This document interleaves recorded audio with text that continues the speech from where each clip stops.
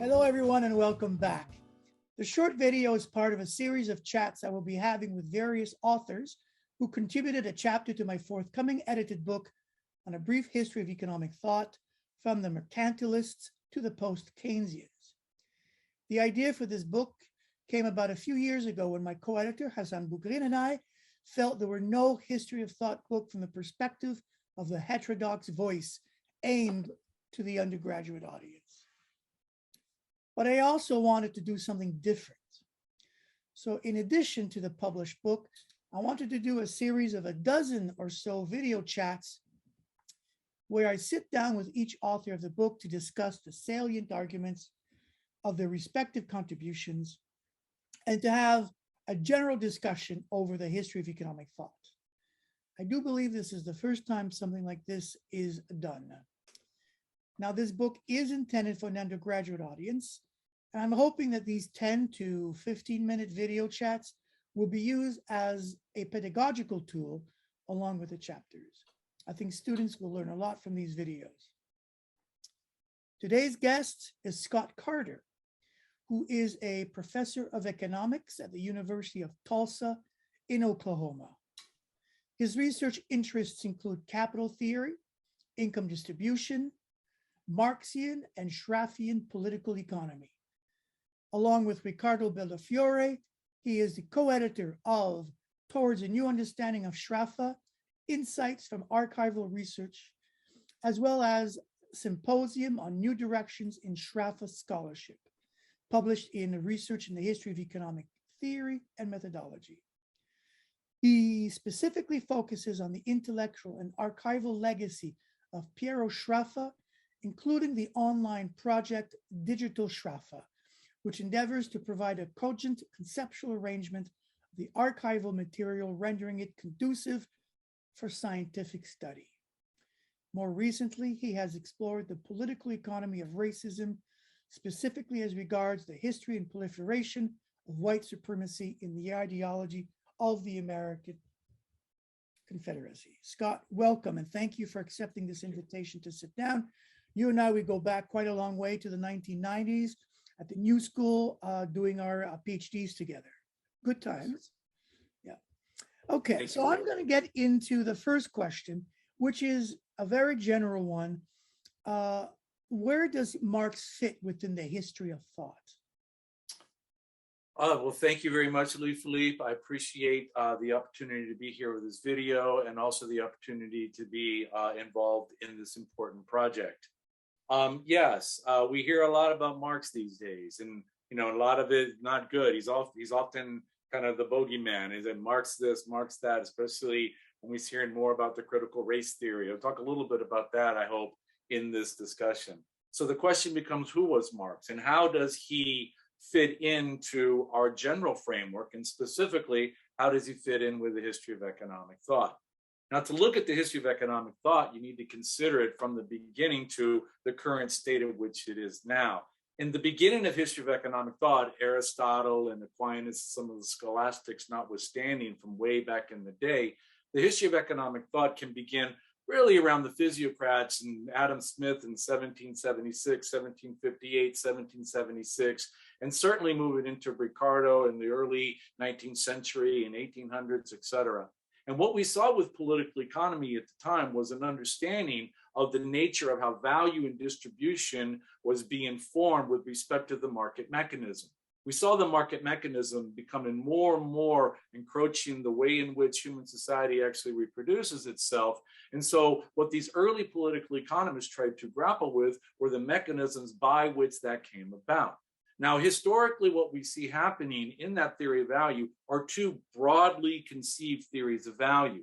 One that's going to be based in what we can think of just utility theory of value, a demand-oriented theory of value. The mercantilists had this. Some of the some political economists, and they also had this. And that was juxtaposed to another position that spoke about value being a function of cost of production, or what they would say in classical political economy, labor theory of value, or the labor time it takes to produce it.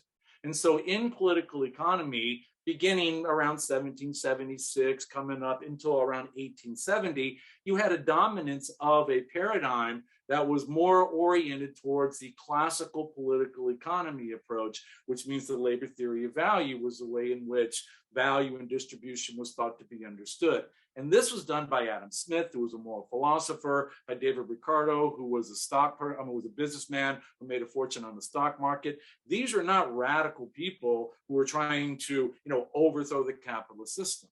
So where Marx comes in, and so you have the Ricardian orthodoxy around 1817 until 1845 with John Stuart Mill, and then from 1845 until 1870. You had what we can see as a kind of the competition or the disintegration or the consolidation, however you want to look at it, of this economic theory. And we had more and more the clash between labor theory of value and cost of production theory of value.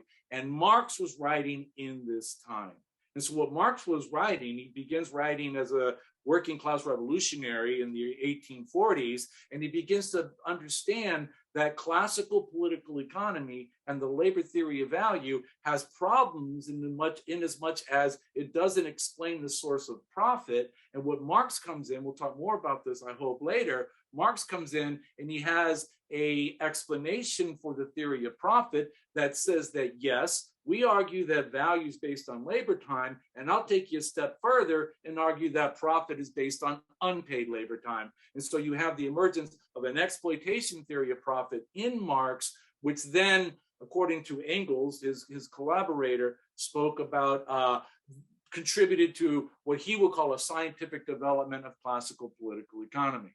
Now, it's not an accident, I argue, and this is the perspective of history of economic thought that I take, it's not an accident that around 1870, which is 3 years after Marx published Volume 1 of Capital in 1867, and in 1870, you had the marginalist revolution, where the whole labor theory of value was rendered nonsense. And so we now go for something completely different, and we have a marginal theory of value and distribution. So where Marx fits in with respect to the history of political economy or the history of economic thought is at that particular moment in time, in how he was able to take the classical political economy of Ricardo and Smith and move it into a more revolutionary direction and understanding the source of profit as unpaid labor. Philip Murawski has a good paper explaining why the marginalist revolution came about in 1870.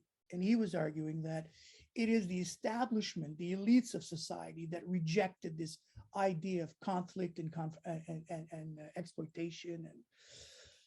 And well, thank you very much. And you touched on a bit on the next question.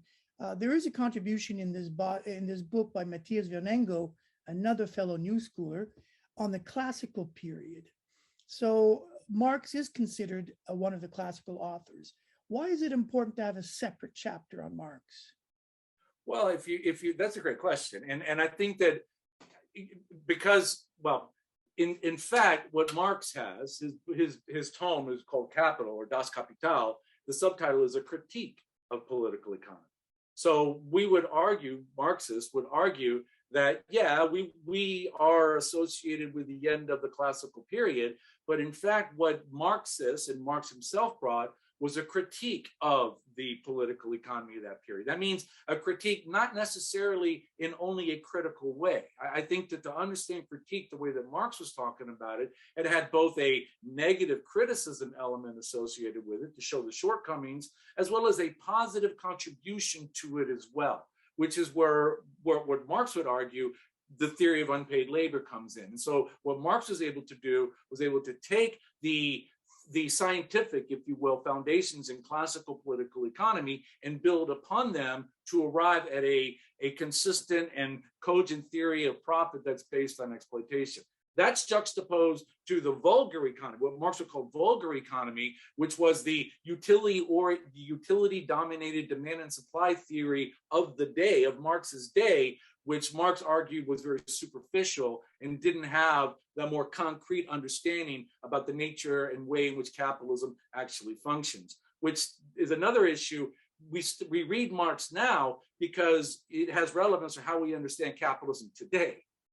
I think that's the most important thing that we got at the New School in the 90s, and what we got studying under Hal Brunner and all the, the ideas that we got there was that we study history of economic thought, not for dates and times and whatever. We study because it allows us to understand better how capitalism works today, and how we can then take the insights of the classicals and then apply those insights today. This is not a linear projection, a linear direction of science that you would think of like in physics, where it's a history of just the correction of wrong ideas, right? In political economy and history of economic thought, it's a zigzag.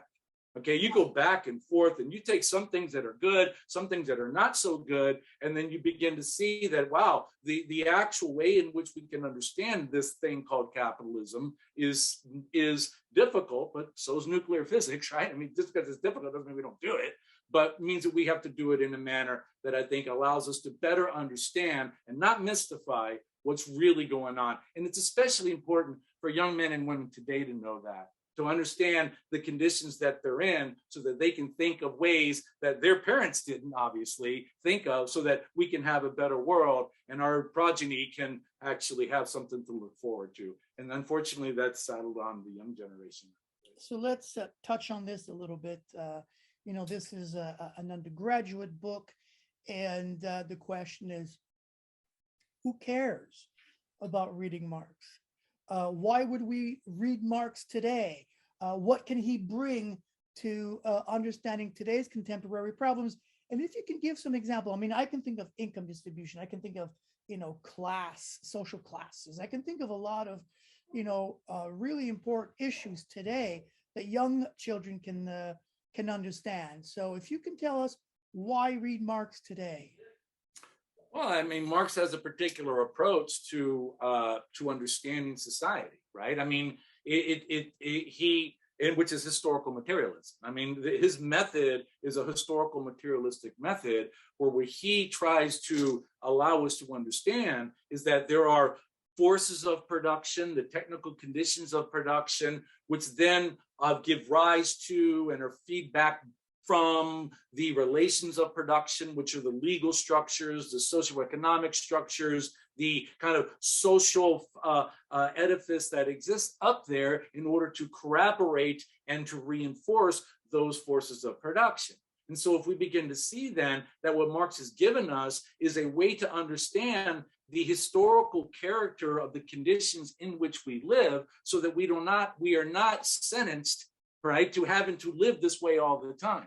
That we can have, the law of profit is not like the law of gravity, man. We can have a different way, and we have had different ways in which we can distribute our revenue, we can distribute the resources. It need not necessarily be based on the primacy of private profit, the primacy of uber capital. Those are social relations that we as human beings have the capacity to change. Now, it's not just Marx was saying that, Keynes was saying that. Most economists on the heterodox side of the coin are saying that, but I would argue that an important main theoretical foundation for that approach comes in the historical materialism of Marx, and understanding how that history is something we study, but it's also something that we can contribute to and we can make. And that goes to the revolutionary character that I see in Marx. In order for us to understand what's happening, in order to change what's happening, we got to understand what's happening as well.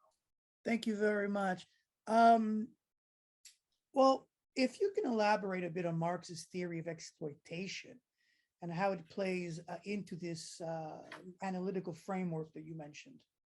Yeah, I think that's an important point. I think that the question of the Marxian theory of exploitation, the Marxian theory of exploitation fundamentally deals with the theory of profit. Okay, and all economic theory ostensibly is supposed to have, or should have, and does have, a theory of profit. Okay, the question becomes, where does the profit that accrues to the capitalist or whatever, where does it come from? Yeah. Okay, we know where it goes to.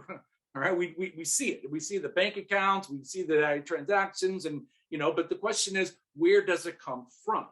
Okay, and so that's an important point in economic theory generally. Okay, and there are a variety of different theories that explain where profit come from. Neoclassical theory argues that it comes from the productivity of capital, or the abstinence of the capitalist from consuming is going to invest, and things such as that. Whereas Marx had his own understanding of the theory of profit, which comes from exploitation. So what Marx argues is that the source of profit, a primary source of profit in the capitalist mode of production, comes from the fact that working people who are hired to produce goods, right, are paid a wage to produce goods. Remember, Marx accepts the labor theory of value. He argues that the wage at which these workers are paid is going to be less than the fruit of the productivity of their labor. Okay, now that's not necessarily a bad thing. Okay, I think that, when we say exploitation, I don't like to think of it in a moralistic way, although of course that's there. I like to think of it more as an arithmetic way, right? That labor, the living labor capacity, all right? And I think that Marx understood capitalism from the point of view of a worker. That's how I can see that, and that he operationalizes this perspective from the perspective of a worker, that this worker has two prices, quote unquote, associated with his or her labor power. One is going to be the price at which they sell it, and the other is going to be the productive price at which it's going to then be used, right? What Marx would call the use value of labor is the productivity of labor. So what we have here is a quantitative difference, that the labor created by the worker is the value created by the worker is going to be of a magnitude less than the value what they're paid. And that doesn't have to be the low paid worker. LeBron James is creating more value for the Lakers than he is getting in his remuneration. All right. So in that sense, he's exploited in that sense of the word. Now, of course, he's not doing bad at all. Right. And that's an important thing to know, which goes back to the importance of the theory of exploitation. It's not that we're saying that the laborer needs to have the total product of his or her labor only, and that the capitalists steal it. No. What we're saying is that let us at least understand where it comes from, or at least not dismiss this idea that it comes from unpaid labor when you have what I argue to people when they ridicule me on the labor theory of value and the theory of exploitation. I say, well, it's no less wrong than your theory of profit, right? So the idea is that, let's be honest in terms of how we understand these matters, especially for young people. I think that given a heterodox approach to beginning undergraduates is so important, so that they can be given a sense of honesty as to the breadth and as well as the depth of what economic theory is. It's not just demand and supply. It's not just, the utility maximization. It's a variety of things, and one of which has to do with theory of profit. And so what Marx does with the theory of exploitation is he gives us an understanding about where the profit comes from. And that's an important point that I think or that we need to make, because there's too much of an understanding that somehow the profit earners or they get it from God.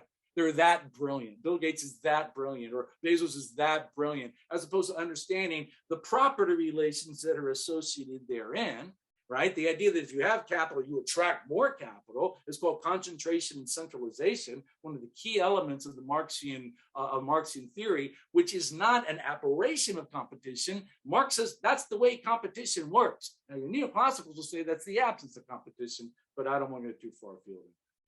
Now, in a more contemporary setting, we know there are massive industries making massive profits today. One would say on the backs of workers who are paid minimum, wages. I mentioned about a contemporary setting for Marx's theory. Would this be one? Would you? Absolutely. I think that one of the things that Marx had was a theory of immiseration of the working class. Okay, and for years, certainly the golden age of capitalism, that was derided.